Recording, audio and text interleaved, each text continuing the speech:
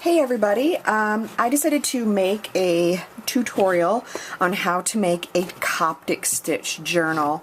Now, I had to learn how to do this from about 5 or 6 different tutorials because there were parts that I didn't like about them or that they weren't complete and they only showed parts and pieces, so I just wanted to go ahead and do this and show it from beginning to end. So basically what these are is it's a little journal. It's just got regular plain paper in there that I've hand stitched right there. I've hand stitched the paper into the book. I've pretty much, I think, figured out just about the cheapest way to do this. Each one of these notebooks probably cost me less than 50 cents to make. You can make them in just about any size. Mine are, the paper itself is like a 4x4 and they're 50 pages each. You can put as many pages in as you want. You can make them whatever size you want, but I really think this is a handy size to just like throw in your purse or something. And I just love making them. So I'm going to show you. Yeah, this one's one of my favorites. Rainbow. Okay, so first we're going to go over the supplies you're going to need. And this right here is what we call a bone folder.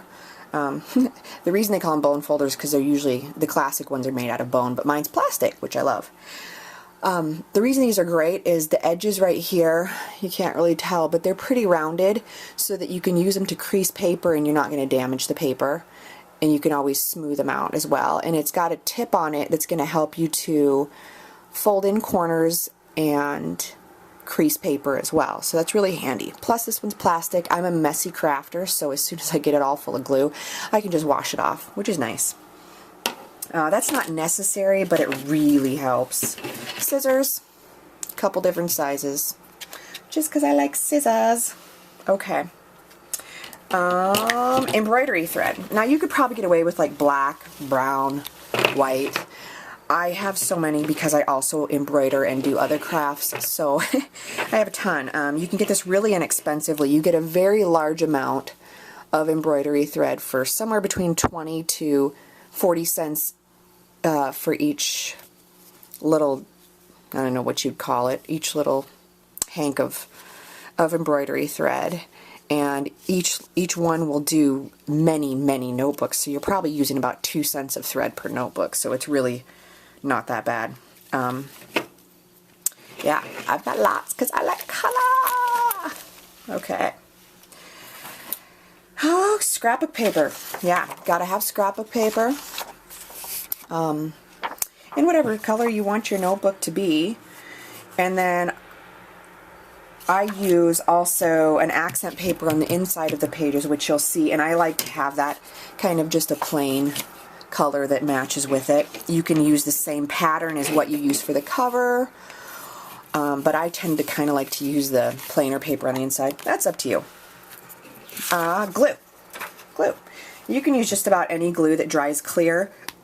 I really like this Aleene's Clear Gel Tacky Glue. It dries really strong and pretty fast, and it's fairly inexpensive. This, 4-ounce bottle cost me probably less than $2, and it lasts for quite a while. Okay, a ruler. Yeah, a ruler. That's pretty self-explanatory. Paintbrush. This is what you use to help spread the glue around, because you don't want big globs of glue anywhere. It'll ruin your book. A pencil. I seem to have misplaced mine. I have a very messy craft desk, and I'm a very messy crafter. So that happens a lot. But I'm assuming you all know what a pencil looks like. Okay. And well, I'll just show you this. These are really high-tech pieces of equipment right here. You might have trouble finding them. Thumbtacks. This is what I use to pierce the holes in my covers and my pages. You're probably going to be able to make these notebooks with the stuff that you have laying around your house. I don't think I had to buy anything to make these. And most people have thumbtacks. Plus they're nice and sharp. This mat right here, it's a piercing mat. I didn't buy this for this project. I had it around for something else, so please don't go out and buy one. You can use a piece of cardboard or something else that you can poke into. Don't do it on your leg. Don't poke holes on your leg. Not good. An X-Acto knife.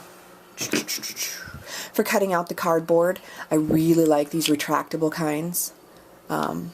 I think they're handy because I am a mom with young kids, so as soon as I'm kind of cutting something, I slip the blade back in and I don't have to worry about it. Besides, I'd probably cut myself. You want a paper cutter. If you're a crafter, you more than likely have one of these already. If not, you really should get one. Scissors are bad for cutting out paper. Okay, and a needle. For these projects, I use a blunt tip. It's not sharp at all.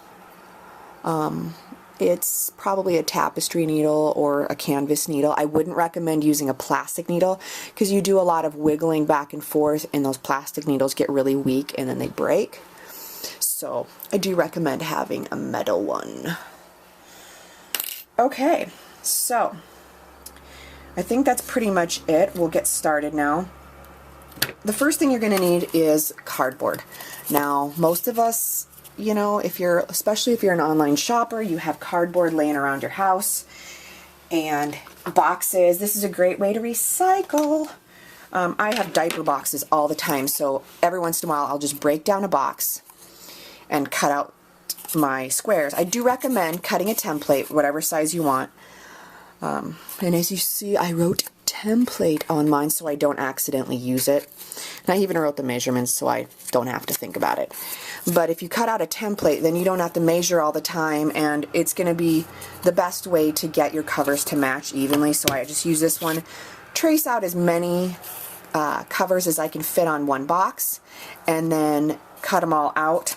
Using the X-Acto knife for a long period of time kills my hands, but then I have a bunch made and I'm ready to go. Okay, so you cut out those, you've got them ready. What's next? If you're making like a 4x4 notebook like I do, you're going to need a little bit bigger cover, of course, than a 4x4. So I cut my scrapbook paper in a 6x6 because you'll need it to fold over the edges. I lost my train of thought. So you'll have scrapbook paper that you cut out. You can use, I would recommend, if this is your first time doing it, not going with a really stiff cardstock, probably more of a heavier paper stock. You don't want to go real thin because you don't want the paper to rip. This works good. And this is what you do. You take your first cardboard square and you're going to set it approximately the center of your paper. This does not have to be exact. It's not an exact science. If it was, I wouldn't be doing it. Found my pencil. So what you're going to do, and this, if you're really good at eyeballing things, you don't have to do this. I do it because I just don't want to have to think about it. Trace around your cardboard on the back of your scrapbook paper. Doesn't have to be nice because nobody's ever going to see this. Then I like to mark one of the corners so that I know which direction this went in. So what I did was just mark the corner of the cardboard and the corner of the scrapbook paper as well, so that I know which way to put it back on. Then, if we were to just fold this over onto the cardboard the way it is, it would end up really bulky, like in the corners, and we don't want that. So here's where we trim a little off. Take your ruler, and what you're going to do is line this up with the corners of the template that you drew in the corner of the paper. Line it up a little bit offset and make a mark at 1/8 of an inch. On a standard ruler, that's going to be that little third mark in. And you want to do that on all four corners. Just make a little hash mark at 1/8 of an inch. It's easy so far, right? And I'm going to tell you, I'd rather have you make your mark too far on this side than too far on this side, because if you go too far back this way, when you go to cut your corners, you're going to cut too much off, and then when you go to fold them in, you're going to have bare cardboard showing on your cover. If you do it the other way too far, you can cut it off or fold it in, and it's not that big of a deal. So err on the side of caution. Okay, you've got those marks made. You're going to line this up across the corner as straight as you can. Again, if it's not perfect, it's not going to hurt anything. You'll just make those marks across that little hash that you made. Pretty easy.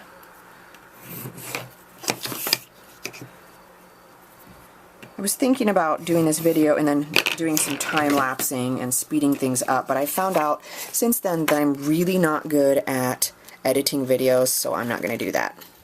So you'll have to watch the whole thing in real time. Okay, and then you want to cut across each of those lines that you made to cut those corners off to remove a lot of the bulk from your paper. Easy peasy, as you pleasy. Okay, there we go. It's a nice little stop sign. Alright, so I've got my mark there. Now we're going to go to the glue. And you want to make sure and get the edges really well, because you don't want that coming up. So trace around the edges of your square in there.